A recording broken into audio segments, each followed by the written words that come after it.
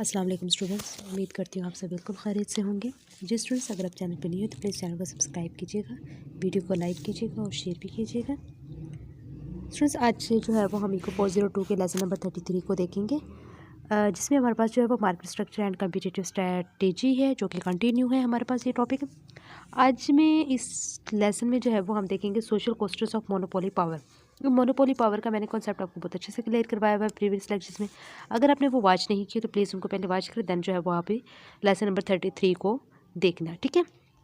चलें, अब जो है वो मोनोपोली के सोशल कॉस्ट्स क्या होती हैं उनको हमने देखना है। मोनोपोली पावर का जो रिजल्ट है वो क्या होता है, in higher prices and lower quantity. आपको पता होगा कि जो मोनोपोली पावर होता है उसमें प्राइसेस को क्या रखा जाता है, हाई रखी जाती है, ठीक है। वहाँ पे प्राइसेस जो है वो हाई होती हैं और क्वांटिटीज़ जो है वो लो होती है, ठीक है। ये मोनोपोली पावर होती है।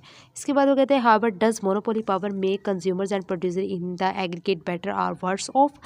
इसका जो है वो आंसर मैं आपको जो है वो लास्ट में वीडियो के दूँगी, ठीक है। इसके बाद जो है वो dead weight loss from monopoly power का जो इन्होंने एक जो है ग्राफ दिखाया हुआ है आपके सामने मौजूद है। जो है वो यहाँ पर लॉस्ट कस्टमर है, डेड वेट लॉस है, ये marginal cost, average cost, marginal revenue, ये क्वांटिटी आ गई। ये हमारे पास जो है वो price with monopoly, price with competitive, and because of the higher price consumer loss. जब हमारे पास प्राइसेस हाई होंगी तो कंज्यूमर लॉस हो जाएगा A plus B, and producer gains क्या करेगा, E माइनस सी को गेन करेगा। ज़रा बता कंज्यूमर को लॉस होगा ऑटोमेटिकली जब प्राइसेस हाई हो जाएंगी, ठीक है। तो सो इस तरह जो प्रोड्यूसर होगा, यानी जब कंज्यूमर उस चीज़ को नहीं लेगा हायर प्राइसेस की वजह से, तो जो प्रोड्यूसर होगा उसको बनाने वाला, तो उसको क्या होगा, ज़ाहिर बात है उसको भी थोड़ा नुकसान होगा, A माइनस सी हो जाएगा उसका, ठीक है। चलें, इसके बाद जो है वो हम आ जाते हैं रेंट सीकिंग पे। रेंट सीकिंग एक्चुअली क्या होती है हमें इसके बारे में पता होना चाहिए स्टूडेंट्स। ये भी जो है वो हमारा इकोनॉमिक्स का एक कॉन्सेप्ट है। ये बताता है कि जब जो है वो इंडिविजुअल या ग्रुप्स गवर्नमेंट पॉलिसीज़ या रेगुलेशंस को इन्फ्लुएंस करने की कोशिश करते हैं तो इन्हें जो है वो एबनॉर्मल प्रॉफिट्स या बेनिफिट्स मिल सकते हैं ऐसे, ठीक है। और ये इसीलिए किया जाता है ताकि इनको प्रॉफिट्स मिल सके, और इंडिविजुअल्स या ग्रुप्स अपने इंटरेस्ट को प्रमोट करने के लिए गवर्नमेंट ऑफिसर्स को लॉबी करते हैं, या फिर जो है वो हम कह सकते हैं other forms of influence use करते हैं, ठीक है। ये हमारे पास जो है वो रेंट सीकिंग होता है। इसमें हमारे पास जो है वो देखें, firms may spend to gain monopoly power. जब फर्म्स जो है वो स्पेंड करता है तो उसके मोनोपोली से पावर से जो है वो उसको गेन होता है। वो देखिए एक लॉबिंग होता है, एक advertising and building access capacity होता है, ठीक हो गया। इसके बाद the incentive to engage in monopoly practice is determined by the profit to gain, the larger the transfer from consumer to the firm, the larger the social costs of monopoly. इसमें जो है वो आप देख लीजिएगा, वैसे ही जो है वो यहाँ से क्विज बनता है, अदरवाइज इसमें से और कुछ नहीं बनता। इसके बाद जो है वो प्राइस रेगुलेशंस पे आ जाए। या प्राइस रेगुलेशंस क्या होती हैं, ठीक है।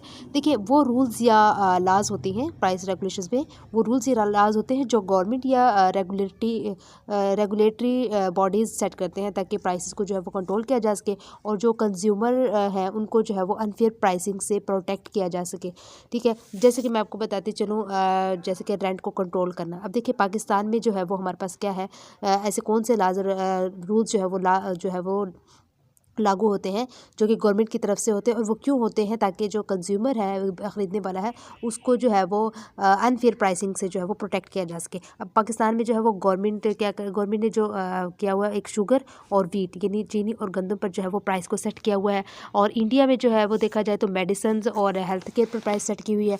और अगर USA में देखा जाए तो USA में कुछ शहरों में ऐसा है कि रेंट को कंट्रोल किया हुआ है इन लाज की वजह से, ठीक है। ये जो है वो रेगुलेशंस प्राइस रेगुलेशंस होती हैं, ठीक है। उसके बाद जो है वो recall that in competitive markets price regulations created dead weight loss. इसके बाद उन्होंने कहा कि व्हाट अबाउट ऑफ मोनोपोली। अब मोनोपोली क्या होती है, अब ये आपको पता है, बहुत अच्छे तरीके से पता है अगर आपने प्रीवियस लेक्चर्स वॉच किए हैं और आपको इसकी डेफिनेशंस पता होगी। प्राइस रेगुलेशंस का आपके सामने ये इन्होंने जो है वो एक ग्राफ दिया हुआ है, ये आप देख सकते हैं स्टूडेंट्स, ठीक है। Marginal revenue curve when price is regulated to be no higher that P1 price, ये आप देख लीजिएगा खुद ही, ठीक है। इसके बाद नेचुरल मोनोपोली क्या होता है? देखिए नेचुरल मोनोपोली जो है ये जो है वो हमें बताता है कि जब एक इंडस्ट्री या मार्केट में एक ही कंपनी या एंटिटी होती है तो उसके कंपटीटर्स को मार्केट में इंटर करने की कोशिश करना या इंटर करने की कोशिश करना मतलब मुश्किल या फिर जो है वो कह सकते हैं हम इम्पॉसिबल हो सकता है, ठीक है। और इसी वजह से जो है वो कंपनी को एबनॉर्मल प्रॉफिट्स मिल सकते हैं और इसके जो कंज्यूमर्स हैं उनको जो है वो लिमिटेड चॉइसेस मिलती हैं। क्यों? क्योंकि जब एक इंडस्ट्री या मार्केट में एक ही कंपनी या एंटिटी डोमिनेट होती है, ठीक है, इस वजह से। तो ये हमारे पास नेचुरल जो है वो मोनोपोली है। इसमें वो क्या कहते हैं कि हमारे पास a firm that can produce the entire output of industry at a cost lower than what if would be if there were several firms.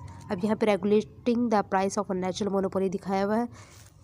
Natural monopolies occur because of extensive economies of scale and यहाँ पे आ जाए regulations, pricing आ गई हमारे पास again. इसकी sorry pricing regulations in practice है। It is very difficult to estimate the firm's cost and demand functions because they change with evolving market conditions. An alternative pricing technique, rate of return regulations, allow the firm to set a maximum price based on the expected rate or return that the firm will earn. यहाँ पे जो है वो उन्होंने इसको दिखाया हुआ है। खैर ये कुछ भी करने वाला नहीं है, सो इसलिए आप इसको स्किप कर दीजिएगा, ठीक है। मोनोप्सनी क्या होती है? अच्छा, जो मोनोप्सनी होती है इसमें ये होता है कि ये हमें जो है वो बताता है कि जब एक ही बायर एक ही पर्टिकुलर मार्केट या इंडस्ट्री में डोमिनेट होता है, जब एक ही बायर एक पर्टिकुलर मार्केट या इंडस्ट्री में डोमिनेट होता है तो उसके सेलर्स को अपने प्रोडक्ट्स या सर्विसेज को बेचने की कोशिश करना मुश्किल हो जाता है। तो मोनोप्सनी की वजह से ही बायर को एबनॉर्मल पावर मिलता है और इसके सेलर्स को कम प्राइसेस मिलते हैं, ठीक है। जैसे मैं आपको एक एग्जांपल दूं, जैसे जो है वो हमारे पास अमेज़ोन है। अमेज़ोन आपको पता है दुनिया भर में एक फ़ेमस चीज़ है। वो अपने जो सेलर्स हैं उनको जो है वो प्रोडक्ट्स या सर्विसेज उनको लिए अगर बेचना मुश्किल हो जाता है तो वो अपने ही प्रोडक्ट्स जो अपने ही सॉरी सेलर्स को जो है वो कम प्राइसेस में जो है वो इनको एक कितनी पावर मिल जाती है कि वो कम प्राइसेस में भी जो है वो उनको बाय करके दे देता है, ठीक है। तो ये मोनोप्सनी जो है वो is a market which there is a single buyer होता है। मोनोप्सनी पावर की वजह से is the ability the buyer की जो effect the price of the good है एंड पे जो है वो लेस देन द प्राइस करेगा that would exist in a competitive market, जो कि हमारे पास कम्पिटिटिव मार्केट में एग्जिस्ट करेगा, ठीक हो गया। इसके बाद कम्पिटिटिव बायर क्या होता है? इसमें हमारे पास प्राइस टेकर होते हैं, मार्जिनल एक्सपेंडिचर्स होती हैं और एवरेज एक्सपेंडिचर्स होते हैं और मार्जिनल वैल्यू होती है, ठीक है। ये competitive buyer compare to competitive sellers दिखाया हुआ है, इन दोनों का कंपेयर करवाया हुआ। तो ये तो जो है वो आपने अच्छे से कर लेना है, ठीक है। बायर और इसका आपस में जो है वो उन्होंने मुवाजना करवाया हुआ है। हमारे पास ये क्वांटिटी है और ये हमारे पास एमवी जो है वो मार्जिनल वैल्यू है। एमई जो है वो हमारे पास मार्जिनल एक्सपेंस को बोलते हैं और ये भी देखेंगे एमई बराबर हो गया एमवी के और एमई बराबर प्राइस के, पी बराबर एमवी के। सो इसलिए ये दोनों आपस में बराबर हो गए क्योंकि दोनों प्राइस के बराबर हैं। सो यहाँ पे मार्जिनल कॉस्ट भी हमारे पास मौजूद है। एवरेज रिवेन्यू बराबर होता है मार्जिनल रिवेन्यू के। So this is C and next हमारे पास मोनोप्सोनिस्ट बायर जो है वो हमारे पास मौजूद है। इसमें क्या है कि the market supply curve is the monopsonist average expenditures curve. तो यहाँ पे भी आप इन चीज़ों को देख लीजिएगा, ठीक है, हमारे सामने मौजूद है। ये मोनोपोली एंड मोनोप्सनी का जो इन्होंने कंपेयर किया ये तो इम्पोर्टेंट है, इसको अच्छे से कर लीजिएगा, ठीक है, मैं आपको बता रही हूँ। अच्छा, यहाँ पे ये जो चीज़ है ना most most most most most important है, ठीक है। अब मोनोपोली में क्या चीज़ें होती हैं, मोनोप्सनी में क्या चीज़ें होती हैं, देखिए मैं आपको बताती हूँ। हम मोनोपोली को देखते हैं, ठीक है, उसमें क्या चीज़ें होती हैं? एम आर लेस दैन होता है पी, यानी मार्जिनल रिवेन्यू लेस दैन हो गया और प्राइस यहाँ पर ग्रेटर हो जाएगी। पी ग्रेटर दैन होगा एम सी से। Quantity of monopoly less than होगी क्वांटिटी ऑफ कम्पिटिटिव से और price of monopoly greater than हो जाएगी प्राइस ऑफ कम्पिटिटिव से, ठीक है। ये तो हो गया हमारे पास इसका मोनोपोली का। लेकिन मोनोप्सनी में हमारे पास स्टूडेंट्स क्या होता है, यहाँ पे आप देख सकते हैं एम ई ग्रेटर देन हो जाता है पी से। एम ई क्या होता है हमारे पास, मार्जिनल एक्सपेंस होता है, ठीक है।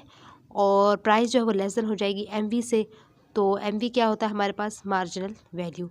Q M less than Q C, Q M क्या होता है हमारे पास, क्वांटिटी ऑफ मोनोपोली, और क्यू सी होता है क्वांटिटी ऑफ कम्पिटिटिव।